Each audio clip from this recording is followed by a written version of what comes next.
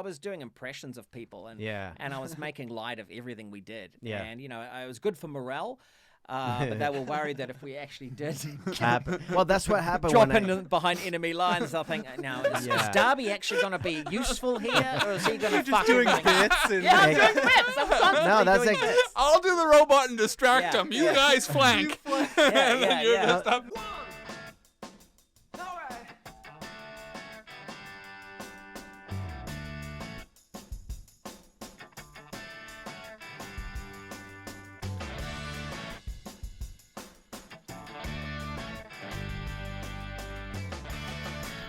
Weirdly enough, this week's guest needs no introduction as well. Ladies and gentlemen, we're joined by RHYS DARBY. You'll recognize him from Fight of the Conchords, Jumanji.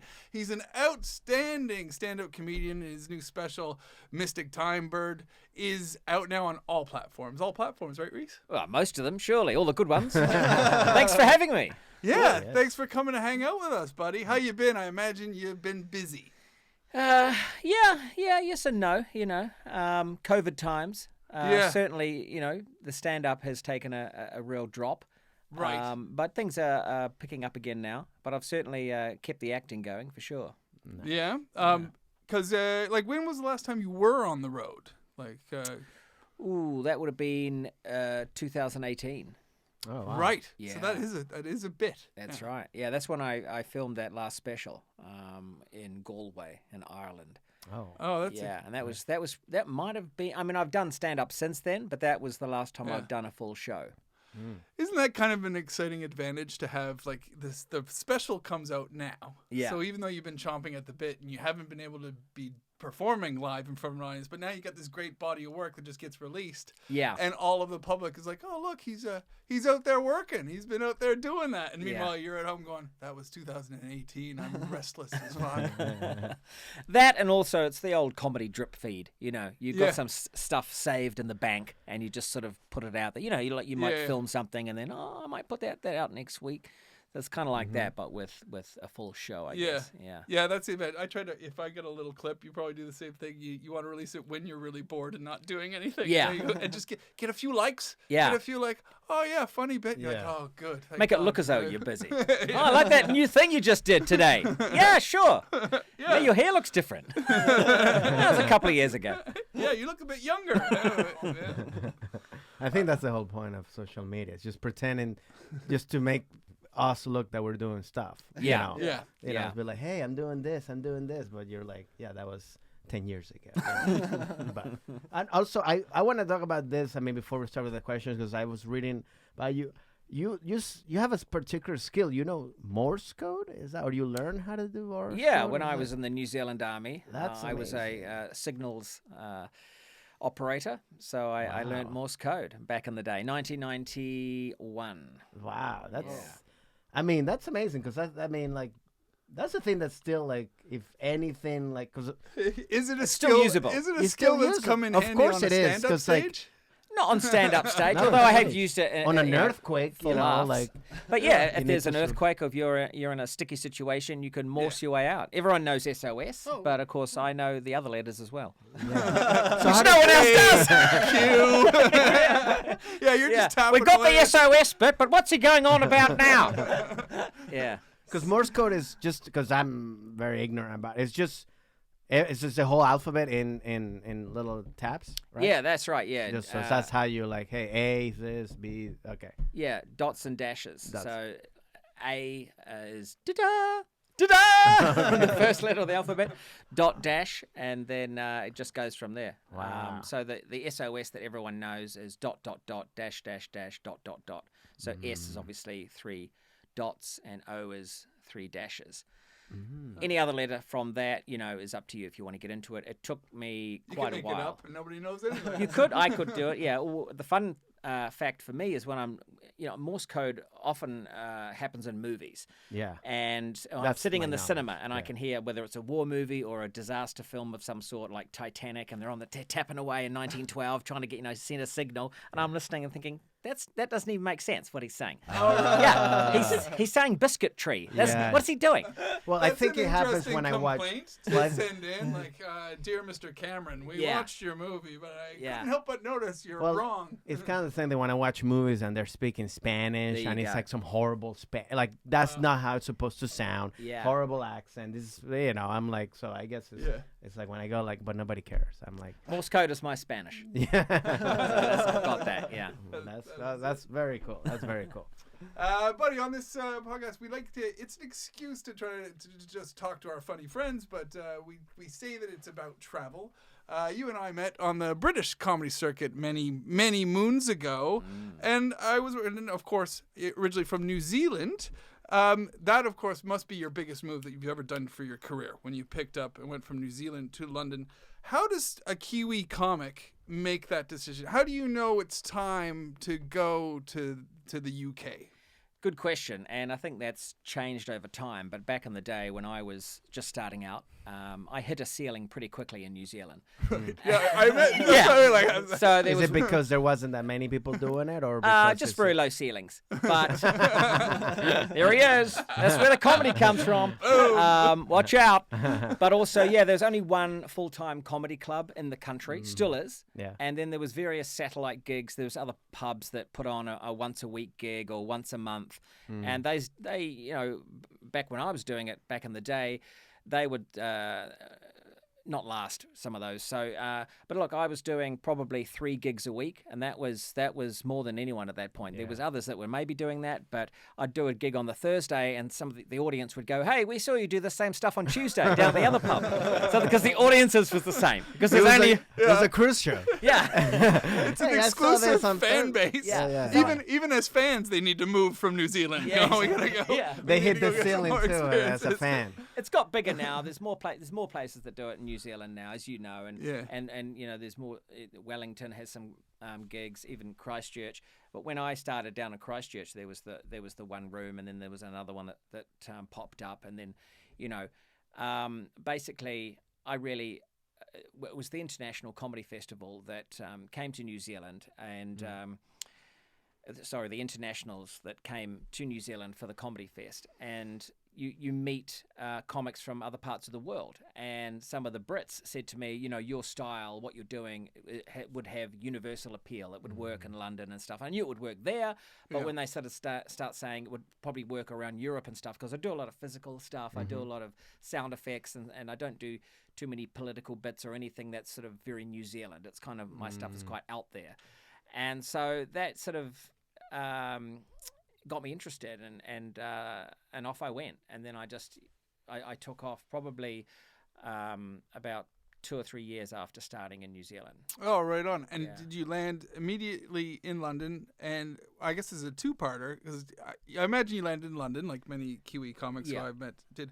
But did you do it on your own? Did you, when you heard about this magical land of London, did you go, I'm doing it on my own, or did you recruit a couple other comics?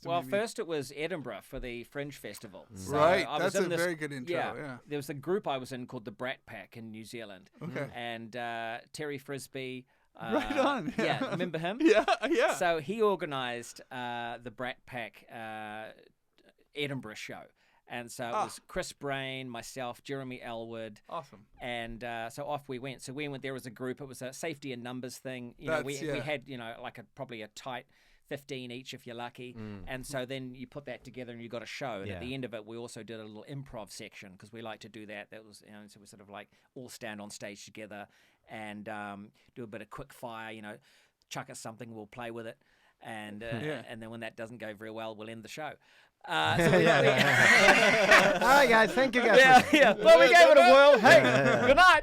And then we would rotate as to who headlined. And, it was a great idea for like young comics who want to start doing an hour and don't have an hour. So you get in a group. So I started with that, and then that went quite well.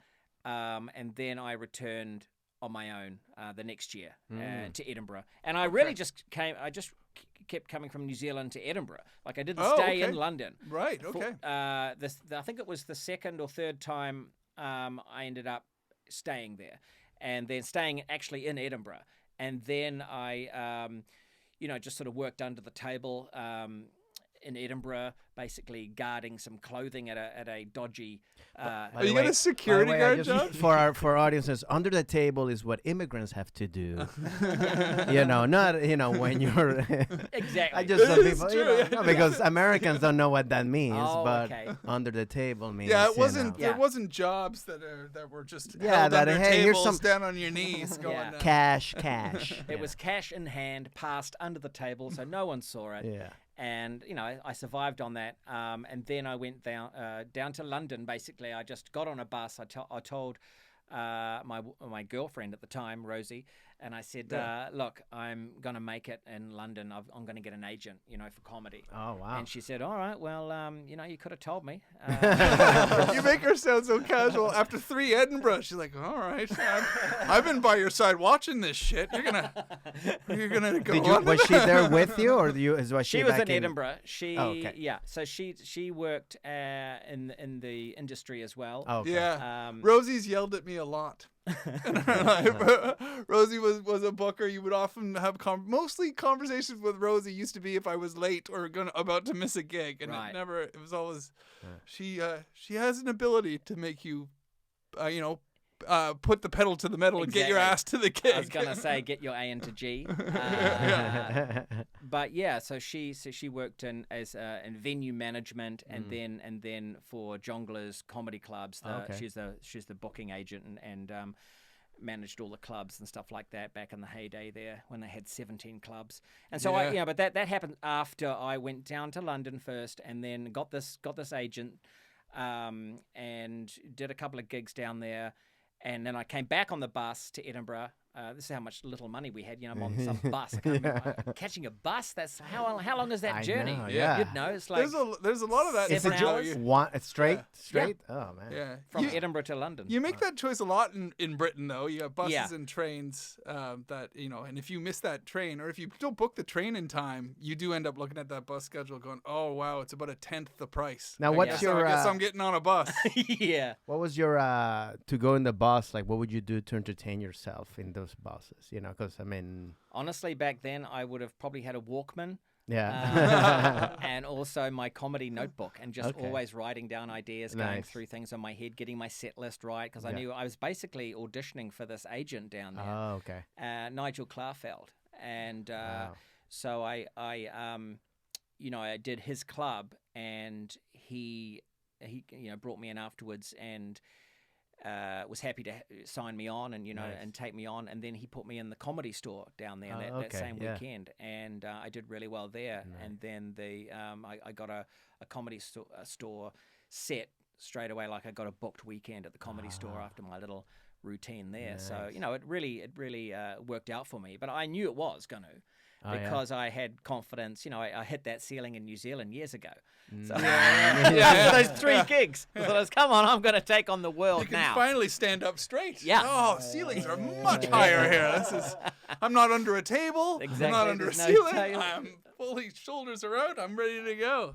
That's Yeah. amazing. So then just after that you moved to London and stay there. Yeah, we then moved down to London, and Rosie got her job working for Jongleurs, and then I got in with those clubs, obviously, and then then the stand-up world really was my oyster after that. So I was doing everywhere. I mean, in London alone, there's 300 clubs. Yeah. I don't know what the story is now because times have changed, but I'm assuming it's still fairly similar. I know. Yeah, it always feels like in London, or it's like isn't that like what like bad guys and superheroes? 1 dies and 3 emerge out of the rubble or whatever, because it feels that way in London. It turns over quickly because I've been booking some stuff for next year, and I'm like, certain clubs are gone, but every now and then somebody says, but you should try this Sandbox comedy or whatever. I'm like, what the hell is that? Or, I knew that I had to get to the UK because I grew up watching British comedy, and I knew as a stand-up that in New Zealand, I know what the people are like there, and I know what the audiences were going to. I mean, they were pretty good, but really, to really test my skills, I needed to go to the Mecca. I needed to go back to the old motherland there and just see if I was good enough in front of the British, because that's the real tough. The half of them are drunk. They're amazing hecklers. and if you don't get them in the first 30 seconds, you're screwed. And so that was the best thing I ever did for my comedy. Yeah. Because That's the way it feels about Edinburgh too. Edinburgh always feels like a year of experience compacted into the 1 month. Oh, you know, yeah. you just return. You got bulletproof skin. You're good to go on any stage. Because exactly what you're saying, they're all drunk, and you really and have they've to seen it fight all, it. and they've got this history of just watching live comedy every night, and with the bad weather, they go and they fill up these rooms and they go, make us laugh. And they're not out at the beach; they're indoors, out of the rain, and they're good at comedy, Yeah. and so It's a smart audience, so they know what good comedy smart is and as well. stuff. Yeah. And so I had to bring something different, and I had that I was from New Zealand, but then that wasn't all. I had to have more than that. Yeah. Because also you get sort of they look down at you sometimes if you're from a colony, and they have the class system over there and stuff. And so who's this bloody clown? Who cares? What's he done? Nothing. Milked a couple of cows, have you, mate? So I and luckily I did bring something else. I brought my weirdness, and it worked. And is that something that you always had growing up, or like wanted to do growing up, like just stand up or acting or just definitely comedy. I didn't comedy. know what form. And of course in New Zealand when I was a kid, we didn't have a stand up scene, and so that really didn't come into my my head. I just thought I wanted to act, do comedy acting, maybe get a sketch troupe, get on TV somehow, whatever. And so that has always been my dream, is to sort of comedy in whatever fashion it comes, and whatever I can do to make people laugh, either on my own or with another group of like-minded idiots. And how did that affect you with the New Zealand Army, with your history in the Army? Were you a funny guy in the Army, or were you just And was the Army a thing that you had to do? Is that a thing that you have to do when you're in New Zealand? Unfortunately, no. I just decided. Oh, you decided. A lot of people ask that. Oh, you had to do that, man. That is tough. No, I volunteered. What? You crazy? Yeah, a little bit, yeah. And I enjoyed it. And I was young. I went in at 17, and I was in there for 4 years. Oh, wow. And so I sort of went straight from school, basically. And I had a lot of fun, and I did. Unfortunately, I did have, because I've always had this crazy sense of humor, so I got into trouble a lot, and that's eventually why I got kicked out. Sort of in a polite way. They didn't actually boot me out because numbers are.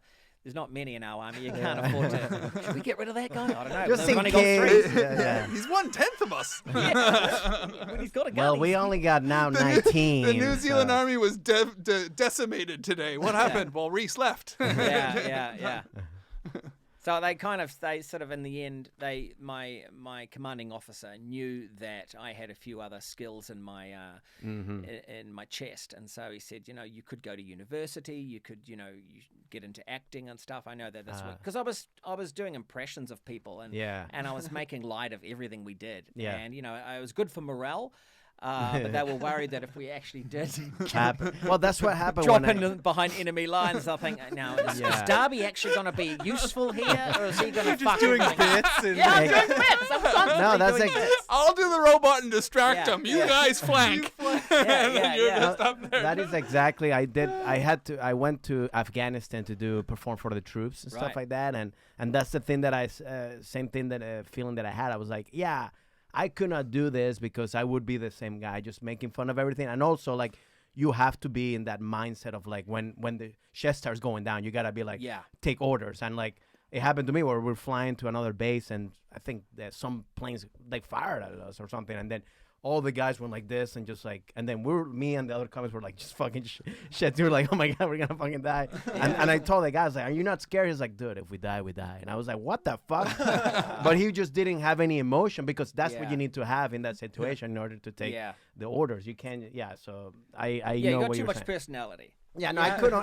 That's the thing. I mean, I did as well, and some of my friends that were in the army with me, it was a sort of a gang of us that were pretty pretty fun, and we were rebellious. We had longer hair than we were supposed to, you know, and we drove 1970s sports cars. And I was like, what are these guys doing? They're not soldiers aren't supposed to do that. You know, they had personalized plates and stuff. I wore a dressing gown all the time. You know, it was like I was in MASH or something. Yeah. And so eventually, you could tell that, you know, some of us were going to be told to head off. Right. That's really cool. By the way, I think like also knowing like, hey, like New Zealand is a country that you never hear of fighting.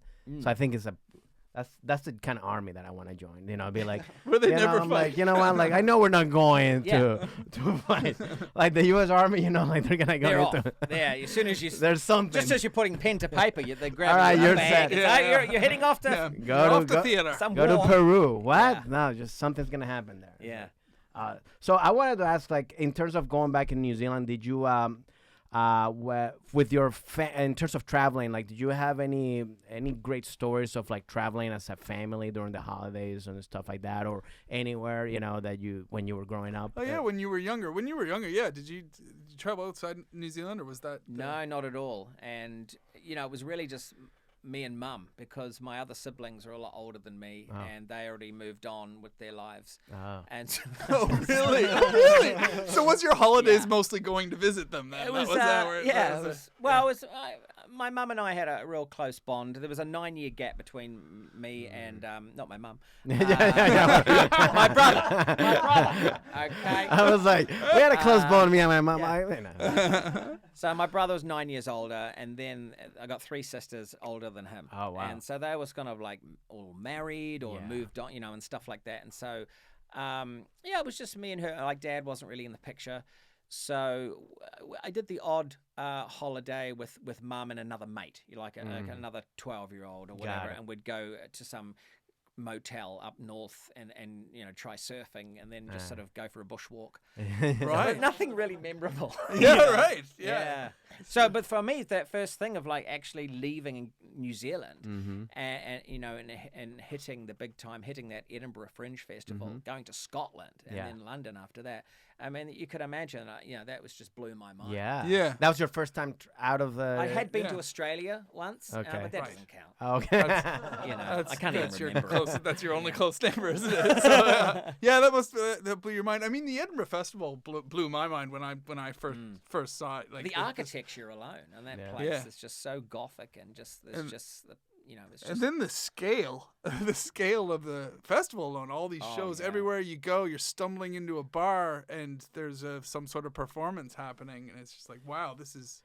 You finally find your place where you're meant to be, I think, as an entertainer, you know, because everyone from around the world. When you meet people, you're like, oh, people like think like me, you know, they act like me. Like that happened to me when I moved to LA, and I was like, oh, there's people that actually are even weirder than me. I'm like, oh, I'm not so weird. I'm like, you know, I thought I was weird. I'm like, no, this motherfucker's weird, you know what I mean? But and also like when you travel, did you say you traveled the first time? I think, because I love traveling, and I think everybody should do it, especially when you're young, because you learn something about yourself, and you become like more like, you know, like just become a better individual. When you were there, you were there going like, wow, I'm doing this stuff which I didn't know I could do, or that I thought I couldn't do, while you were in Edinburgh, or first time in London, while doing, you know, basically being by yourself without your family, and, you know. It was, for me, it was a real acceptance away from my kin, my people back in Aotearoa, New Zealand. So just different people telling me that I was okay, or I was hilarious, or my weirdness was favourable. And so, because sometimes in New Zealand we have this tall poppy syndrome, where if you do stick your head out, you know, people, have you heard of this, the tall poppy? No. So if you imagine poppies, and then there's one that sticks out, all the rest of the poppies look at that one and go, hey, get your head down, people are gonna see you. Why are you being different? That's my mom. I feel now my mom telling me that. Don't do that, Francisco. Don't stick out, you know, kind of like that. So we have that as in our country, and quite a few smaller countries have that kind of thing. Yeah. I know, Ireland does, and I feel like Canada does. Canada as well, probably does. Well, I mean, I think, where I come from, Venezuela too, I feel like that's a thing of like, or like Latin culture, especially when it's kind of like, like, hey, don't stick out, don't make a mess, don't be create trouble here, because you don't want, you know. Yeah. I think it's, I don't know what it really stems from, but for me, as someone who does like to stick out, it was a lot more comfortable being over in the UK and in Scotland because I was there because of that. And I was in a festival where there was 600 other shows of people from all over the world doing the same thing. And so you'd go into a bar and, like you said, hey, what am I? I'm not the craziest guy in this bar. This is weird. If I was back home, I would be. And then you'd go up to the crazier person and go, hey, why are you so crazy? You know, and they'd go, you're crazy. Oh, we're both crazy. Hey, let's get drunk. Yeah. That is great. And then when you started, so then you stayed in London, and then because now you live here in I'm dying to know this too. So because the circuit was nice and healthy in London. And obviously Commonwealth connections and everything. Did you picture your career gravitating towards America, or were you thinking, no, this is great. I've got the UK, and I can go home to New Zealand and do shows. Did you? Yeah, because some people think like that, but you wanted more. Yeah, because the fight of the you wanted to conquer the world, door, right? And then, well, I after being in the UK for a short time, I could see that things were going well. I was getting to the headline spots of clubs. So I was headlining all the big clubs, and I was working in Europe and going over to different parts and things like that. All the opportunities that you get if you're a comic living over there, because you've got these bookers that book through Europe as well.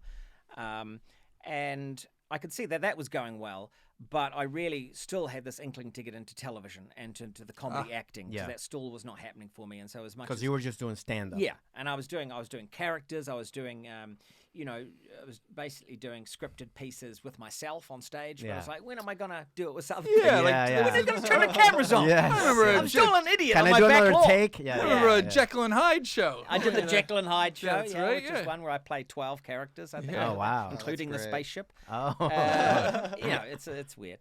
But, and then I actually felt that was not going to happen in the UK, in London. And I could feel some pushback on because I was from New Zealand and they've got to get all these really cool English people or whatever have got to come through the ranks, and maybe not your voice is a bit weird, and you're from a colony, so you're not quite the Queen's favourite, are you? And you definitely feel that, and I think you felt that as a Canadian as well. There's a little bit of pushback there. I don't know. All of a sudden, the ceiling gets lower. I have all the space, but all of a sudden you're like, oh, maybe my ceiling was squashing down. Yeah, and I could see these other guys like getting higher ceilings. And then the next thing that happens is obviously the Flight of the Conchords are over there with me, and we're doing Edinburgh, and I do this radio show with them, a radio version of their act, and I play their manager, and we get that on BBC Radio, and they were real flavour of the year, always have been, those guys, and so it was because I was linked to them. Opportunities came from that, and then they broke America, so they got their American TV show. And look, I honestly didn't think I was going to be part of that, just because I had it in my own head that my voice and what I do is so New Zealand and so unique that it's not really going to be accepted by America. And I never for once thought I'd ever actually make it. That's what you see with Americanized versions of everything. Whenever America adapts something that was a big hit elsewhere in the world, they often will change a character that you think is absolutely defined by but a also because specific sometimes it's from a different language. So but I think with Flight of the Conchords, which by the way, I think that was the first show that I saw that when I thought about doing comedy that I was like, wow, this is, I was a huge fan. I even the first thing when I first moved here did a music video thing, kind of it was basically a rip of a Flight of the Conchords. It was called. Where can we find it? I am learning so much. I have it on YouTube. It's so bad. It's called Playing Ajedrez, which chess. Cool. It was a sexual song, Airbnb. I hope by the time this comes out, we found this. Yeah, no. Click on it. but I remember watching it, and I was so impressed. But it was so good. And your performance was because all what I like about it was so with the tone of the show was so good because everybody was so nice. Yeah. And I it think was an that optimistic time. It was just completely optimistic. You were such a bad good manager. It's look, I got you a gig in the park. It's what the fuck? But you were so that was I even went to see Flight of the Conchords here when they were performing together, you know, in a concert and stuff like that. But yeah, so watching that, I think that's one of the cool things about it. I think the fact that you guys could keep doing, I think that's what made the show. You So know, that like becomes you the had the catalyst. same thing. Yeah, so that becomes the catalyst to open up the doors to America. And then was it an easy decision? Was it this is going to be a full move, or was it I'm going to go over there and get the lay of the land? And Certainly the latter, yeah. So I really and you had picked no New idea. York That was first, in right? That's Well, what I they went to showed. New York to shoot the show. Yeah. And so we stayed there, and when season 1 finished, I was like, well, I can't work here as a stand-up. No one knows who I am, and there's no money in stand-up, you know, in New York. So I was like, all right, go back to London. But between seasons, I then, although no, the first season we went to air, and I was when that was happening, I was on the bones of my ass. Broke. Wait, what is it? Oh yeah, They Yeah. broke. I'm saying all these terms. I was under the table with the bones of my arms, hitting ceilings. bones And on my ass. Bones Yeah. of Bass. Yeah. Okay. Yeah, no, I yeah. just wanted to picture it, like, because I'm very. Yeah, that makes sense. No, because it makes sense yeah, to so say I that. can't even yeah. afford pants, Yes, basically. yeah, I'm just like sitting there. And back in London, and I'd done that show, and we had no idea whether it was going to be a success or not. We felt that it was very Kiwi. It's very, you know, it's Right. very New Zealand, and that America just wouldn't get it. Now, I knew the songs would be great. I personally thought that the Americans would not like me at all, because I thought my character was just like, I don't know, such a loser, because those guys were so cool. And, you know, it turns out that was all the reasons that they did like Of my course, character. yeah. He's a lovable loser. You know, and here's me thinking, oh, no one's going to like him. He's not even cool. He doesn't have a cool jacket. Things have changed now. Now that I've made it, I've You have the coolest Very jacket cool now. jacket. Yeah. Truth comes out. But back then I had nothing, and you know, and we very much were those people. And but then the show came out, and it was a big hit straight away. The first episode was on MySpace, was for free wow. on MySpace. Remember that? Remember Yeah, that platform? yes, Oh, yeah. And so people were even seeing it all over the world on their computers and Wow, stuff. yeah. And then they'd go, wow, you know, and the first ep was so good. I think that's even the one with the robots, right? Yeah, I filmed yeah. them, you know, and Daft Punk. course. I don't know who Yeah, he yeah, is. That one, you know, with the knobs and things, Yeah, and so good. And so then on the back of that, Peyton Reed decided to put me in a movie with Jim Carrey, and so I Yes, did Yes Man. I did Yeah. the Yes Man between seasons. Oh, So that was my right. first movie. Oh, So it was my wow. first TV show, and that was my first movie. Gee. So I came back to LA to do that. Really felt that I was in over my head. I'd never done any movies. This was a huge, big Yeah. budget feature Yeah, with, you yeah. know, Jim Carrey, who's I've idolized since I was a kid, and so Wow. it was so surreal. But I was living in Tooting, where was I? Tooting Bec in London, you know, Yeah. and I remember I got picked up by limousine. I had no money. We couldn't even afford snacks, and we were basically picked up in a limousine, taken to the airport, and we had the water and nuts and stuff that were in the limousine. And I said, do you mind if my family and I have these nuts? And they said, the thing comes down. What are you talking about? Of course you can have the nuts. You must be someone big, huh? And I said, well, hopefully one day. You know. And then we got to the airport, and you know, it was first class. I was in you know, The lounge first time and- I'd been in a lounge and Yeah. first class on the plane, and I had one kid with me, not two kids. Right. Finn was the only one there, and then Rosie, of course. And so yeah, we flew to LA. I did that movie, and then after that, I think it was then back to England again, and then back to New York for the second season of Concords, which was I really loved doing that Yeah. second season, because that had such a great arc for my character, and it really cemented the show. The show was brilliant, and then we just tapped out after two, and then from that point, I think I still then moved back to England. Right. So, yeah, back. So and you were forth. still just a one toes in the water kind of deal. Yeah. One foot on Oh this yeah, side. because I thought that. Oh no, I think after that I did get a movie. Agent here.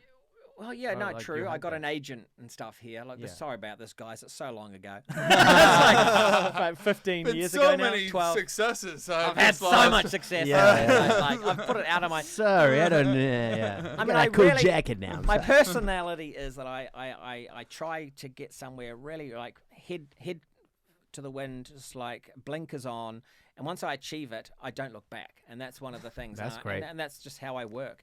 And so for me to remember, I remember, a lot of it, obviously. Yeah.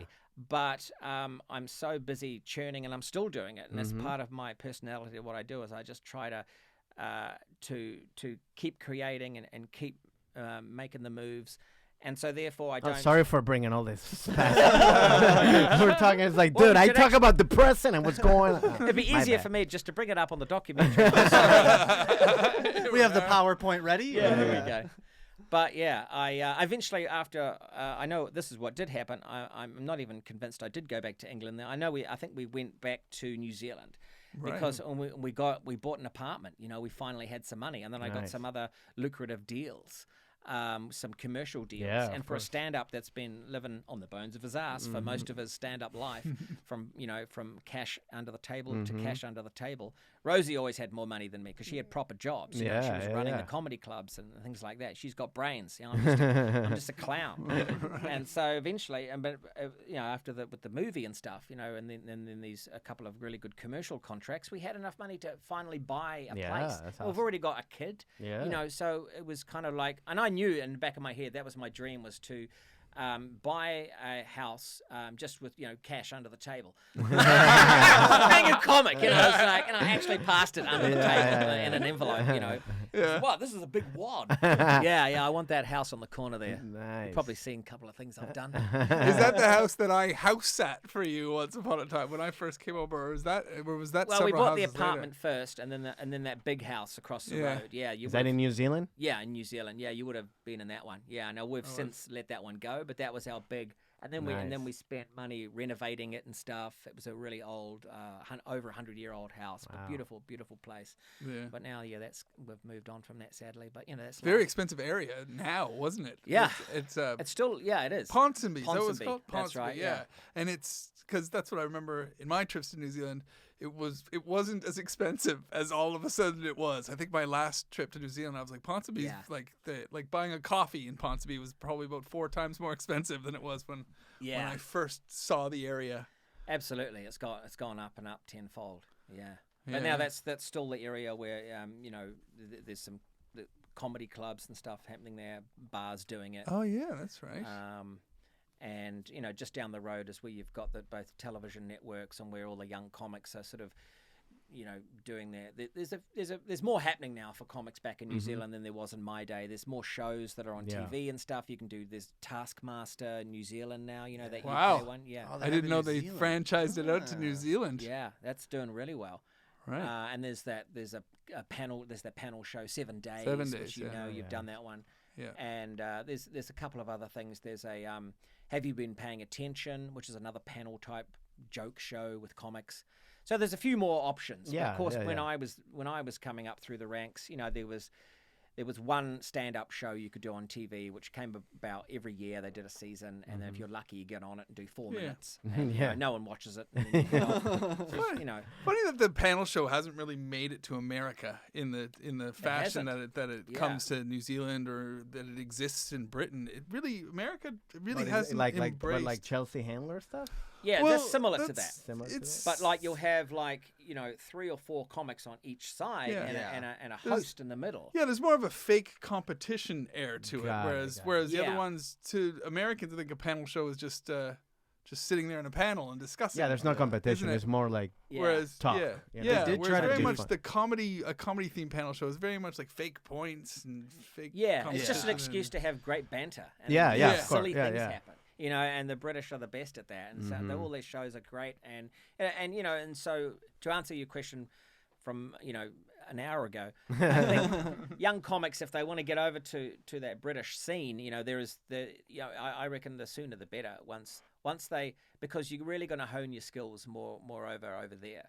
Yeah. And for comics who are here in the States, there's a lot more opportunities to hone your skills here. There's great clubs here in LA and in New York, and so there's not that need to get over there. But in New Zealand, there's very little going on. And Venezuela, I'm not sure. Yeah, no. I mean, I've been here since I was 12, so like I started doing comedy here. But yeah, that's why I moved, because I grew up in Maryland, D.C., Washington, D.C., but I moved to LA because it's kind of the same idea. I was like, I want to be where the best are. I mean, that's where I Yeah. need to be if I want to do this Go to where the professional. audiences are. Yeah, Yeah. yeah, and also where the best comics are and where the best. You know, Yes, I feel yeah. like it's like anything. Like if you want to be the best in Wall Street, you go to New York. If you want to be the Yeah. best in fashion, you go to Milan or Yeah. Paris. You know, Exactly. so you're, so I always say that to people. Like you want to go to, it could be to New York or LA. I just picked LA, but like I always feel that that's because like you said, when you meet. First of all, you meet the people that are in the same kind of like mindset that you are, but also it shows you that like, oh wow, I'm doing this. And this is like comparing, like then I'm supposed to be pretty good if I'm in where the best are, so it gives you Yeah. that confidence too. You're training at high altitude, basically. There you go. Yeah, You're there it is. getting All that right, wow. experience Thank you for compacted that. in and- That's very interesting. Mount Everest. Yeah, you like that little analogy? Metaphor, yeah. whatever you want to call it. I love an adventure analogy. Oh, do you? Yeah, Well, I'm yeah. after your heart, buddy. Well, and also wanted to see. I mean, because now you're because you went back and then after you moved to New Zealand, then is that when finally you moved to the U.S. and to Yeah, live? so we were there for a bit, and then I thought we were going to stay there basically, and then because that was my dream, was to have a place there. That's where my family is and stuff, and it worked for a little while, but then with this agent I have in LA, offers were coming through and Yeah. ideas were coming through. Hey, you gotta come back over here, man. Yeah, yeah. What are you doing in New Zealand? There's course. nothing happening there. Come on, bro. Yeah, Come right. on. You want that Bentley? Come Yeah, on. yeah. Okay. So I came back, and they were right. It was just for me. I needed to, for those reasons we're just Especially to discussing. pursue the For the acting, acting, yeah, because for that's sure. what you wanted to do Exactly. too. So And I think if I was just going to stick with stand up, You could have started over there. I could have stayed in New Zealand and then just kept touring, yeah, internationally. But it was always, for me, stand up has been a means to get to the acting for me. Yeah. So, it was inevitable that I was going to come back here. Oh, right on. We've got a little personal question that we love to ask our guests, and this one's going to be twofold because you have such great dress sense. Oh. So I do like to ask our guests, like, when you have an outfit that you're planning for the stage, when Yeah. you're ready, do you have any superstitions around that outfit? Like because sometimes you want to do like maybe wear the jacket out at a couple open mics, see if you struggle in it or Right, whatever. yeah, right. So some comics feel that way. So yeah, I'm wondering if you're superstitious about your clothing, and then on top of that, we always like to know if you have general superstitions when you're on the road, like or sentimental items that you take with you, where if you don't have it with you, you're like, oh, this is going to be a bad trip. Yeah. You know? Okay, well, for a start, clothing wise, because I'm quite physical on stage, I like to wear not much. yeah. And so Right. I like Naked. to, yeah. I I mean, preferably naked first. I've got a thing with skinny jeans because I do a lot of weird leg movements, and Okay. so if I've got these great legs, and when skinny jeans became popular, I was like, oh my god, that's my time. This is great. I think I So, remember you doing about 20 minutes on skinny jeans one night. Yeah, exactly. Because I couldn't even get my fingers into my pockets; they're so tight, and my wallet bulges out the back, and so it's like there's a lot of comedy from the jeans, and they're looking good on me, and I can do my big leg movements, and just a t-shirt on top. And usually just go black because I play different characters, and I don't want to have anything too crazy distracting Right. on my Yeah. shirt. And I have worn a jacket or whatever on occasion. So something like this jacket would never be stage worthy. No, it for wouldn't Rhys be. Darby. That- It would that- never Unless be, for like a special. Yeah, for a special maybe, but I've tried various things for my specials, and specials are different in some ways because your audience is there primed. you, They yeah. don't care what you're wearing, and you want to look good for the TV Yeah, or whatever. yeah. You don't want to just be wearing those the tiny black T-shirt Yeah. with RD on it. I used to wear my own T-shirt, my own merch T-shirts. Yeah, Looking yeah. back, it was a bad move, but I did that a lot. I think I was doing. What's wrong with wearing your merch t-shirt? Yeah, think yeah. they're You guys pretty are cool. repping it right now, Wearing man. I think your I was merch promoting them so that after the show, audience would go, I want to wear the T-shirt he's wearing on stage. I told you, it makes me feel more powerful. Yeah, man. It's got a sort of a, I don't know, Super- a Mork and Mindy look for something. yeah, that's something. good. Oh no, Danger Mouse. Yeah. Remember that yeah. cartoon? Yeah. So But that also Superhero you were, and then any sentimental stuff that yeah. you So or, for me, I've got it with me here actually. This is the Oh, right on. latest incarnation of what I normally take, which is my Kazoo. Okay. Oh. So Oh, really? so I normally have this one. So I use it in my act. Okay. This is the simple plastic one. And I've got this metal one. Higher quality, but to be honest with As you, you can tell.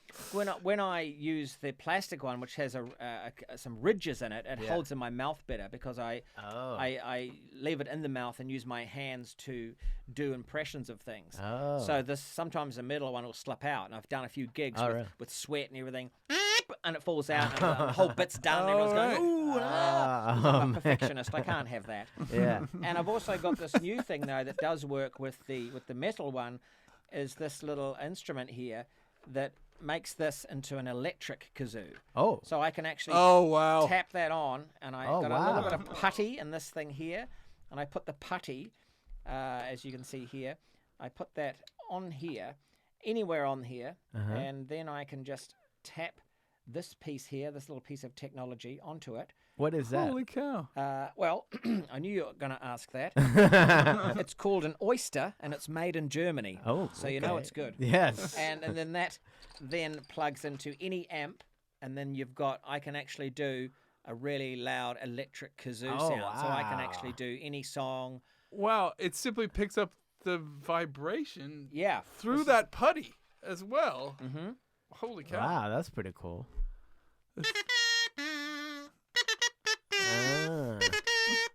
But imagine that coming through Yeah, a massive yeah, amp, yeah, and yeah. then smoke Wow. behind me, Yes. and some confetti. I mean, that's how you end a show. That, That yes. is it. So You're the Ladies Rolling and Stones gentlemen. at that point. I mean, yeah. pretty much. That's cool, man. Yeah. So that's the kind of thing. But Has it ever gone missing when you know that like I gotta Or close forgot the it, show no. with my electric kazoo? And I basically no, it hasn't yet. But I'm always checking good. for it. And so I used to have a couple of gags that I would do that were involved a prop that was usually a piece of paper with stuff written on it. So I did these. One of the ones I used to do was some complaint letters that I wrote to a satellite navigation company called TomTom. Remember TomTom? I remember Yeah, Tom. yeah, Those I big remember. meaty things Yeah. that you had Yeah. to sit on your Yeah. dash. And, So over here they call, what do they call sat Waze. navs? No. They don't even really have them these yeah, days. it's just a sat nav now, isn't it? Yeah, but they used to, there's an American term, you know. Yeah, I can't remember what the American TomTom was.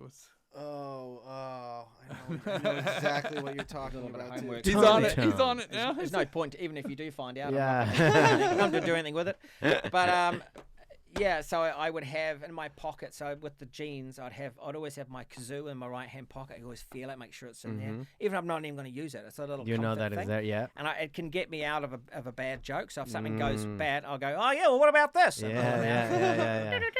Or whatever. Yeah. And then and then in my other pocket you got to make sure you've got your written prop, your stuff like that. And by the way, after like touring with a whole bunch of pieces of paper, they just get so raggedy bad, and you're like opening it and you can barely read it. And you go, I don't even need it. I know this off by heart. Yeah, We're doing it every yeah. night, but it's the fold out aspect to it. And the other thing I always travel with is a mic that is a clip-on or a headset Okay. mic. Got it. Because I run around on stage, Yeah. I don't hold a mic, so I ended up investing quite early on my own microphone Yeah, of setup. course. Right. And so I'd get You to probably the would have clubs. been one of the first on the club circuit to go, all right, put your microphone away. I got my little Yeah. lapel. That's, Well, I think Ross Noble was doing it before me, and then I sort of looked at him and thought, oh, maybe I could do that. You know, and then I think I got onto it after him because he likes to move around a bit or have something different there. It's just more use of you. Because, it depends how you start and how you go forward. A lot of comics, they'll start with the mic on a stand, they'll take it off or whatever. That's their thing. It's their little security thing. They'll play with it or whatever. They can do that, put it back on there, good night. But I never did. And I had it because I always moved my arms and legs, with those tight jeans. I'd move away. I want to move away. I'd do some funny walks. Yeah, I'd move yeah. away from this thing that's standing there, and I don't want to hold it. Yeah. And so I never had a relationship with it. Got and it. So I moved away from it, bought that equipment, and then I've had to use that every time. And sometimes I don't have to, because sometimes you'll get to a pub or a bar with a tiny stand-up situation in a corner, and you look like someone who's just parachuted in from Hollywood with some sort of head device. And I'm like, who's this guy? I've actually been heckled in some small. Probably wants us to turn the TVs off. Yeah. What are you trying to sell us, mate? I look like some sort of 0900. But it's guy. good to bring that just in case, because also some people, I imagine some clubs will be like they don't have it, or they, so you're like, hey, no, don't worry, I got it. Because most of the times they have the mic and the stand, that's it, but they don't have that other stuff, so might as well just have it. And also now with like COVID stuff, it's good to just bring your own mic. That's too, true. That too. You and I talked about. I bought my. He was mic. the first. I bought the same mic as you when you were like, it's time to start going to clubs with your own mic. Yes, I was. You know what though? It hasn't worked for me yet. I've gone like the times I've gone to the clubs with my own mic, I regret it, because they usually plug it in, I guess, last minute or something. It ends up crackling. I'm like, this works at home. Put it away and have to go with their mic. But do you bring your mic in with a little like a pull cue kind of case? I got a little zippy case with the cord. Is it protected well in there? Yeah. Good. Yeah. I don't want you just finishing and then throwing your mic in the car and heading off. He doesn't even care about that mic. No wonder it's cracking. And I want to ask too, like when you travel to or when you do movies, or you're acting or stand up, and you have a downtime, like what stuff do you do? What activities do you like to do when you're during that downtime? Is it like going to a restaurant, food, checking out the local food, or like going to museums, or Definitely, I definitely try to immerse myself in the culture of that town as quickly as I can, and that usually just as a walk around, and then going into anything that's open, any markets or anything like that, or if there's a museum, if I've got time, just to get a bit of history, so that something I might be able to mention something in the show, and then people really respond to that, rather than someone who's just got out of the tour bus and walked straight into the theater and doesn't care. And so I've never thought of you as a big sports guy, so I'm not surprised you're not like, oh, I can't wait to go see the local sports franchise. I leave sports alone for sure. But I also look for anything weird about the town. I'm into interesting, bizarre things, so if I can get a story about something, I'll use it. Yeah, it's a great way to connect with you get 10 minutes of on local stuff, and they're with you, and then you can just go into your thing. So it's it's always a great thing to. It's a show of respect too, that you're in a town and, you care about being there. So it's just show them something. I mean, there's some comments that shit on the town, which I'm like, I don't understand that. You're like. I mean, it's like, what? You guys live in this piece of shit? And we just spent money what to are you see doing? You. It's like I just pay for That's negative. Yeah, I don't see like that. People do that. I know I don't. I see people do it, and I'm like, people came to see this. This is probably the only thing they've seen. Say for something cool about it. Yeah. And I'll be on your side. And also there's ways that they'd probably go like. And that it has happened to me where I go, I went to this restaurant, and they're like, that place sucks. And then you can they kind of join in. Yes, exactly. And then, but they're the ones who brought it up, not you. Yeah. Like the outsider going like, hey, what the fuck? And you can bring up questions like, is it weird around here how the telephone boxes are shorter than usual or something? Why are your fire hydrants painted a weird color or whatever? And they're like, oh, that's because this animator came from here, and we've painted everything after his characters and all that kind of stuff. Yeah, it's kind of like making fun of when you meet somebody and you don't make fun of them right away. You're like, if they make fun of themselves, then you then you can join the in. Kindness of Francisco. I'm gonna wait to make fun of you. I've only got 10 minutes. No, 10 minutes. You logged them all back. No, because that's the thing. It's like you don't go hi, how are you? What kind of what the fuck? I don't know you. But if they joke with you and I'm wearing this shit, it's like, and then you can. I feel like that's how it is. You're having a relationship with them. You're meeting them for the first. It's like a blind date, and you're the funny guy, but you've got to impress them. Especially when, for me, when I do, I'm always introducing myself to the crowd, most of the time. Even when I'm headlining, I'm like, hey guys, thank you. So I'm like, I have to be nice. I can't. They don't know me, so that's good. It's totally different when if they know you and they know who you are. then you can go Yeah. into, you know. I think that's very thoughtful and in a way humble of you, because it does weird me out, some of the circuit headliners in every market, like including Britain, it happens a lot in Britain when they hit the stage and they go, "You've all been wondering what I've been up to," and you're about to go, "No, nobody really has. They're just here to see the headliner, but it's not you know, you haven't had that famous TV break yet or anything, so no point in, I know you've been reading about me. No, I haven't. Not really. It was just, I had nothing else on tonight. My wife dragged me along here for her 40th. Yes. Yeah.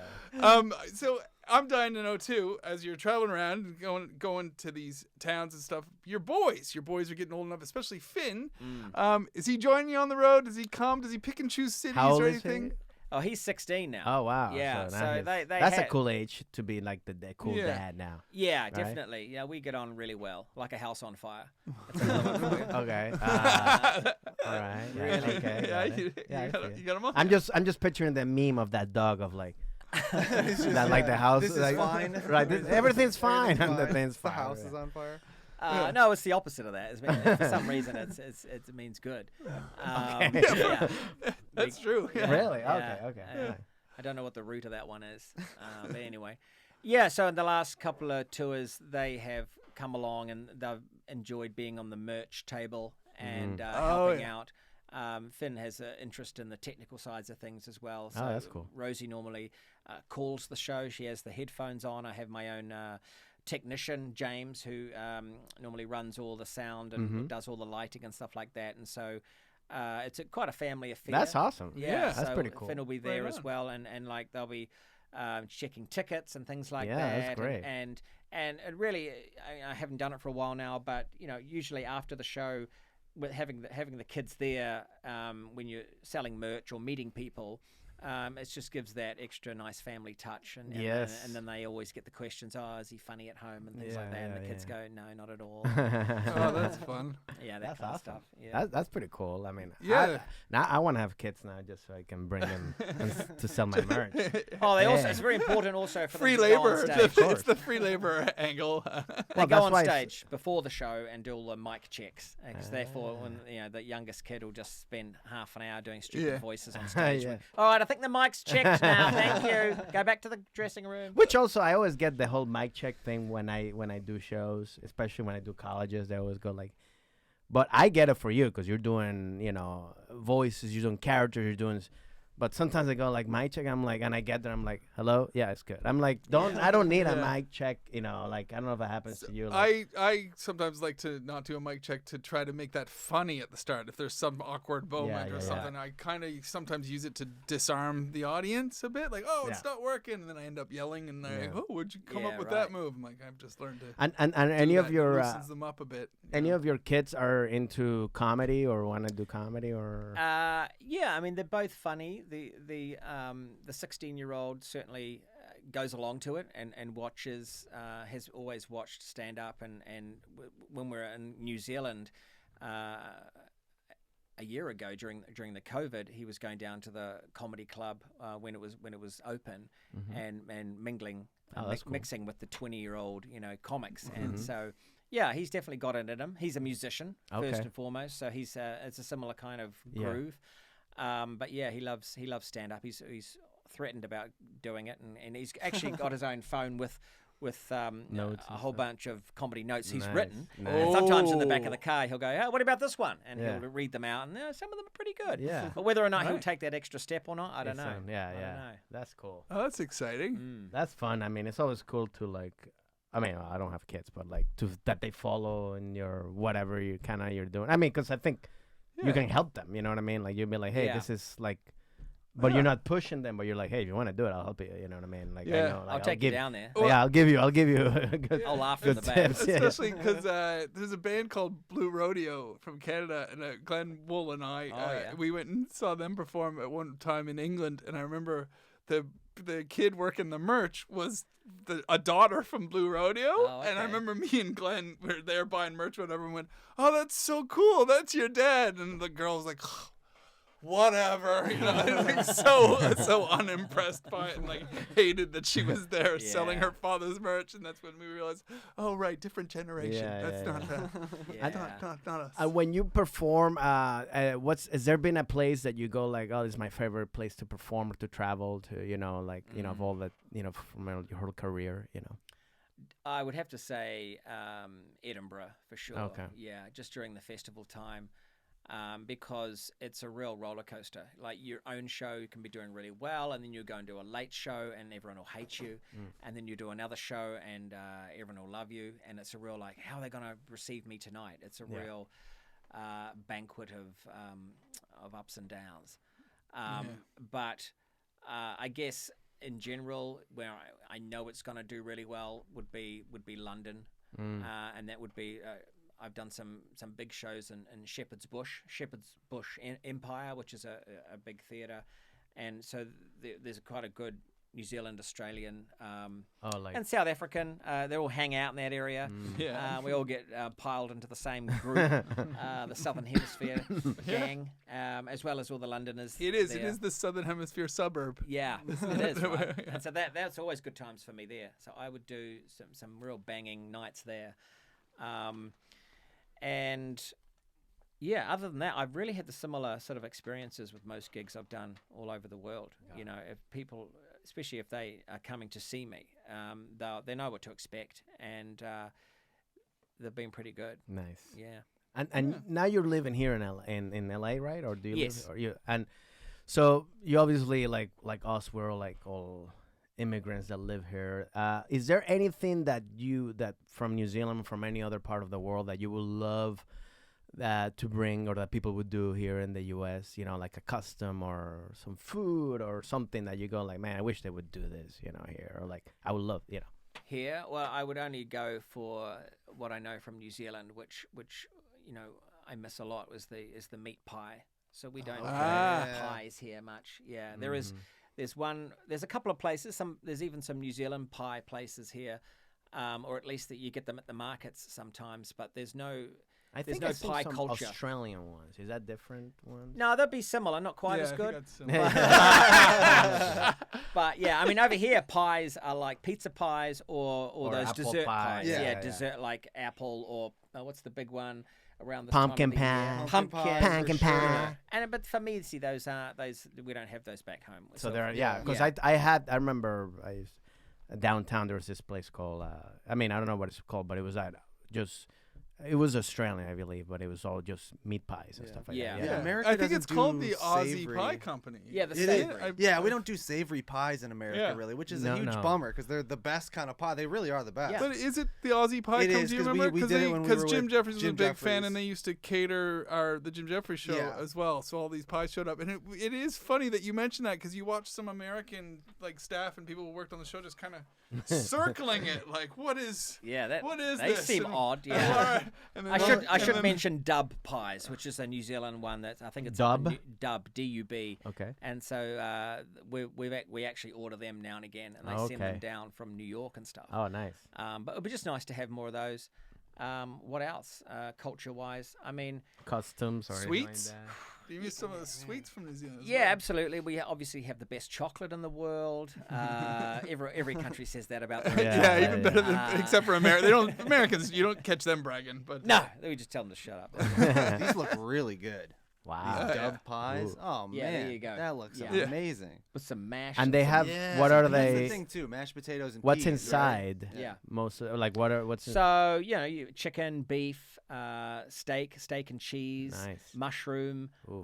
They do some vegan options, Wow. vegetable pies, and it's all in the pastry. It's just melt in your mouth pastry, handheld. So it's like Mm-hmm. Oh, so you're not no cut- no knife and fork. I mean, you can if you want, but Yeah. it's like how the burger. Yeah. That's the American institution, that handheld thing. Get it down, you go back to work. Well, it's like that, but for Got New it. Zealand, Australia. that sort of thing. It's our kind Well, of thing. Oh Yeah. wow. That filling. Oh my Yeah. gosh. The closest thing will be like the Philly cheesesteak as well. You know that? Yeah, The flavor of that. yes. That's what they Oh, these got these it, pies got that it tastes Do you guys like. do ketchup with it too? Empanadas. Yes, Yeah, empanadas. the other one Yes. that's Love similar empanadas, to yeah. I was gonna even say like in Venezuela the main thing is arepas, which is like it's a corn cake that you kind of like you open and you put whatever in. You know, you can make chicken or beef or cheese, and then Yeah. that's kind of like the cheeseburger for like. And then Colombia also has arepas, and that's why we go like. But our arepas are much fucking better. There's one suck because they just make them that you don't open them. I mean, it's a new thing, but that's why I wanted to ask about like, because I know like it was probably gonna be similar like New Zealand, Australia. Yeah. Which one is the best? I really and want stuff one now. You got me. I know. Yeah, now I'm kind of Let's hungry. all I go wanna, for a like, pie. Yeah. I mean, we're just about to wrap this up. Yeah. Rhys, thanks, man. You've been such a awesome guest. I was gonna say sweet guest, but Sweet I ass. mean like sweet as. You've been sweet as, brother. We always ask our guests one last question on the way out the door, and that is, do you have one final? Do you have a final? Do you have one final piece of travel advice that you'd love to pass on to people or recommend to people? I guess the only a bit of advice, once we do get to start traveling more, which hopefully is soon, is wherever you go, take the time to learn a bit of the language, the greetings, the thank yous, and just get a little inkling of the culture, so that you don't look like an idiot. Because even when you turn up and you can't say hello or anything like that in whatever language, You just yell louder. people will be polite. But when their backs are turned, they'll think, Yeah, what an asshole. Yeah. what an asshole from America. It's a so That's a that's the good- thing. yeah. It's just like take the sign of respect. exactly, and it only takes you on while you're on the plane, Of when you're heading there, or course. while you're in the wherever you're going, and just so that you can and as long as you're trying, and even as a confident comic, one of the things I used to get really nervous about is languages. Is not being able to just like pronounce things the right way. But even if you try to say the words, people will appreciate that. Yeah, and they'll yeah, give you yeah. a smile and they'll say, that's great, man, but it actually is Yeah. you're saying the wrong thing. Yeah. But yeah, it's kind of like that, and other than that, just be respectful. You're not where you're from, Right. and so things will be slightly different, and just you gotta go with the flow. Yeah, and that's the whole Yeah. point of traveling is to like get out of your comfort zone and learn new things. It's like, Yeah. why are Yeah. you like traveling and be like, oh, I want the same McDonald's? Yeah. Like, no, what the Having- fuck? You're in Don't look for Japan. Starbucks. Having Yeah, lived yeah. in Britain, you'll know this well, because whenever we travel to the rest of Europe, but you're based in Britain, and often Commonwealth, we'll notice this, but English people yelling at waiters in places like Paris, where are the chips? Why don't you have chips on the menu? And you always want to go, really? look, in England, chips are on the menus, but not here, not currently. Yeah. Yeah. Yeah, you got bread over there. Be yeah. polite and actually go to places that are outside your comfort zone with and even if you're not confident with the language, you can tell them that and just let them know. Be honest. I'm really excited to be at this place. I don't have no idea Yeah. what this is on the menu, Yeah, but I want to yeah. taste it. I want to, Yeah. and people will love that and they'll Yes. appreciate that Yeah. you're there. And then do a couple of nice Instagrams and off you go. Yeah. Yes. Yeah. A tiny bit Everyone of effort. wins. Yes. A And, tiny and you bit of might get effort. free stuff too, because they go like, oh yeah. Yeah, and you can say I'm doing a show tonight. Yeah, Exactly. And people will be, I was like that too, because I think I was in Italy like 2 months ago, and yeah, I mean I was trying to do the same thing of like learn a little bit of Italian and be like, hey, talk, and then they would be like laugh and be like, all right, you don't know Italian, like, I'm speaking English, but I think it's and also over there, like I try to dress. One thing that I like to do, I always like to, and it's more because of security thing, because I'm coming from Venezuela, I'm always like got that spidey sense of somebody's Yeah. gonna rob me or whatever. So always I'm on like, the front foot. yes, that's another one. Another one. Full of these We guys. got- Wow. I should put a book out. Yeah, you should. Class today of these. I like it. It should be a children's book, where you have the phrase and then the cartoon of the kid, explain. And then the sound effect. and the sound with the effects, kazoo. and then you yeah, that's great. We got- But yeah, like I even like dressing like this the way that people, or kind of like I don't like sticking out as a Yeah. tourist. I don't Yeah. like going like, hey, like. I mean, when I was in Italy, I would see like who the Americans were. I was like, oh, that's American. That's and it Yeah. would be. I mean, they're wearing like the Browns jersey. Good Buffalo, I'm like, Yeah. hey, like, I mean, who cares? It's like, I mean, but I don't know. I always feel like it's a security, but also, I mean, it's a way of, to me to also like respect the culture, to kind of like or immerse yourself in the culture while you're Yes. there. You know what I mean? Yeah, and keep your mouth shut and don't be rambling on in your course. your own dialect very loudly. Yes. Yeah. Just listen. Yes. Yeah, And- don't try to bend them to you. Maybe you Exactly. put a little effort into Yeah. Yeah. If you want that, go to. That's the hotel are the only ones that will do whatever you want because you're staying at the hotel. Exactly. They're the yeah. ones who. But once you get out of the hotel, Yeah. that's the Show jungle. respect. Yeah, show Yeah. respect. Yeah. So, but thank you very much. I mean, is anything that that Yeah, you what wanna What are you working plug on? or working right on, now? or do you- Here we come out of the Yes. pandemic. Mystic Timebird is out. Yeah, I just want people to see Everybody that to- show, get it out there, and pass it on to your friends. It's really silly. It's really I think it's what everyone needs right now. There's no talk about politics or the world ending. In fact, it's about us. Living and living again. The idea of reincarnation and that how many dimensions are in this world. You could come back and let's hope we all do, and that this isn't the be end all. And apart from the optimistic views that I portray in that show, I guess next year just watch out for me in the acting realm. Yeah. Oh, so okay. I'll be in a show called Our Flag Means Death, and it's a pirate comedy series. Oh, cool. It's going to be on HBO Max. Oh, Yeah. nice. Yeah. Our flag means death. I've heard Yeah. an inkling of this. It's I've a comedy heard- pirate show. Yeah, so Oh, I'm that's I'm awesome. a pirate captain. Oh, that's awesome. along with another performer that everybody will enjoy. I'm not sure. Yeah, Taika's in it as well. Oh, Taika Waititi. wow. Yeah, this is all out there, so I'm not revealing. Oh, okay, not okay, revealing okay. any secrets. Dang, but no. that's all I can say about it. That's awesome. But I'm really looking forward to that. That's already shot. We've just finished it. Nice.